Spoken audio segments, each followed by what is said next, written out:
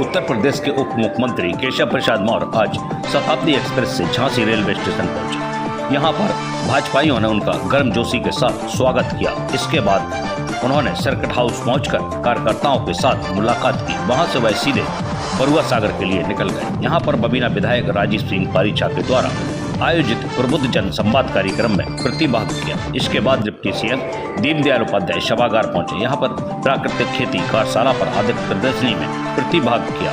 इसके बाद circuit house में आयोजित प्रेस वार्ता के दौरान उन्होंने समाजवादी पार्टी को लेकर बड़ा बयान दिया। उन्होंने कहा कि 2027 में समाजवादी पार्टी का हाल पश्चिम बंगाल जैसा हो जाएगा और सपा केवल सपाई की पार्टी बनकर रह जाएगी। उन्होंने कहा कि अखिलेश यादव अयोध्या चोरी प्रकरण पर गलत बयानबाजी न करें। तीसरी बार सरकार बनाने में हमें सफलता मिली है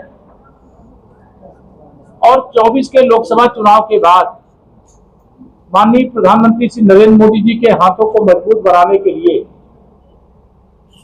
पहला जो विधानसभा चुनाव हुआ हरियाणा का, वहां 2/3 बहुमत से भारतीय जनता पार्टी का कमल खिला, वहां हमारी सरकार बनी। फिर महाराष्ट्र विधानसभा का चुनाव हुआ, वहां पर भी प्रचंड बहुमत से भाजपा और एनडीए जीता और वहां पर भी हमारी सरकार बनी। इसके पश्चात दिल्ली प्रदेश विधानसभा का चुनाव हुआ, वहां पर भी 2/3 बहुमत से हम लोग जीते और वहां पर भी हमारी सरकार बनी। और जंगल राज का प्रतीक जो श्री लालू प्रसाद यादव जी के समय में बिहार बना हुआ था, वहां पर भी चुनाव हुआ, वहां पर भी प्रचंड बहुमत से 202 सीटें 243 में से जीत करके वहां पर भी हमारी सरकार बनी और श्री नीतीश कुमार जी उस समय मुख्यमंत्री बने। इस समय श्री सम्राट चौधरी जी भाजपा की ओर से हमारा एनडीए का गठबंधन की सरकार है, तो मुख्यमंत्री के रूप में बिहार का बहुत कुशल संचालन कर रहे हैं। और अभी जब मैं आपके बीच में आया हूँ, तो माननीय प्रधानमंत्री जी के हाथों को मजबूत बनाने और उनके द्वारा जो पश्चिम बंगाल की जनता से वादा किया गया उस पर भरोसा करते हुए पश्चिम बंगाल में आजादी के बाद पहली बार भारतीय जनता पार्टी की पूर्ण बहुमत की सरकार बनी है। आसाम में भी हम तीसरी बार सरकार बना चुके हैं। तो माननीय प्रधानमंत्री श्री नरेंद्र मोदी जी के नेतृत्व में देश भरोसा कर रहा है और लगातार हमें जनसमर्थन मिल रहा है। 2027 में उत्तर प्रदेश का भी विधानसभा चुनाव होने जा रहा है। तीसरी बार तो भाजपा सरकार जिस भी राज्य में एक बार आती है, वहां हम लोग बार बार आते हैं, क्योंकि जनता की सेवा हमारी पार्टी की सरकार होती है तो ऐसी करती है जैसी सेवा जनता अपेक्षा करती है, वैसी सेवा देने का काम किया जाता है। तो 2027 में तीसरी बार उत्तर प्रदेश में भी, उत्तराखंड में भी, हिमाचल प्रदेश में हम कांग्रेस से निश्चित तौर से वहां कांग्रेस को पछाड़ करके वहां भी भाजपा आएगी और पंजाब में भी रिकॉर्ड विजय हमको मिलेगी, ऐसा हम लोगों का भरोसा है। तो अभी जो आने वाले चुनाव है उसमें भी भाजपा के लिए बहुत अनुकूल वातावरण है, लेकिन अभी देश आत्मनिर्भरता की ओर बढ़ रहा है।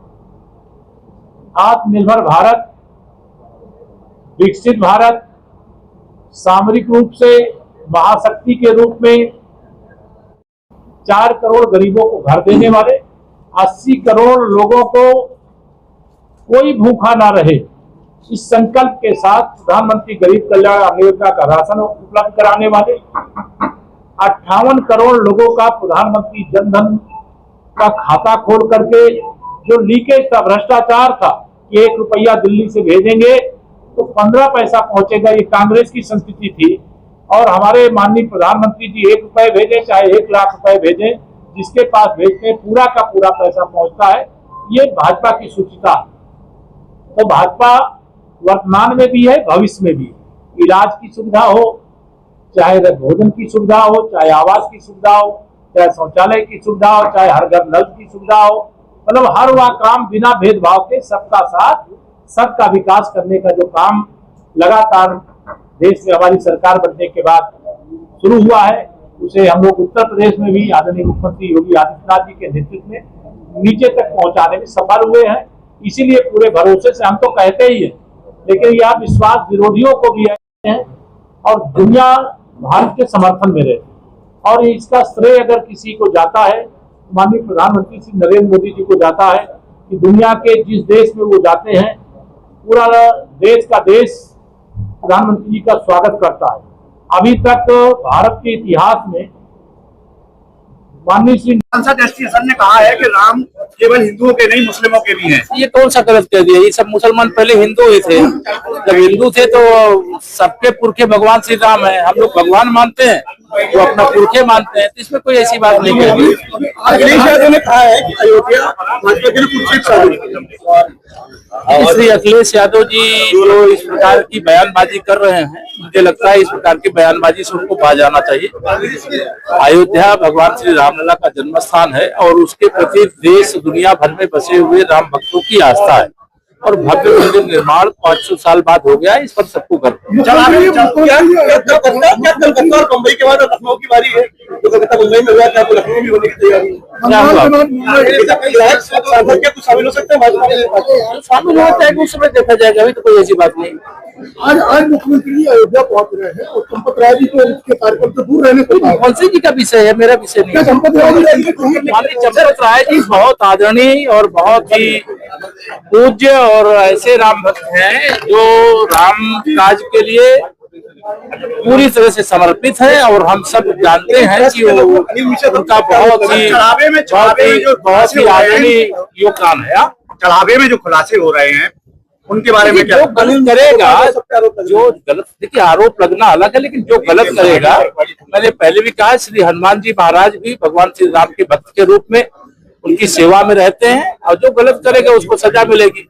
किसी कर्मचारी आदि ने किया होगा तो उसकी जांच हो रही, जांच आने दीजिए रिपोर्ट। मुकदमा दर्ज करे SIT की रिपोर्ट आने दीजिए, उसके पश्चात जैसी स्थिति होगी देखिए। शिवराज ने आपको चेतावनी दी है कि कई बार हराया है हमने आपको। वो बहुत बड़े नेता है, अपने भतीजे को संभाले, केशव जी के चक्कर में।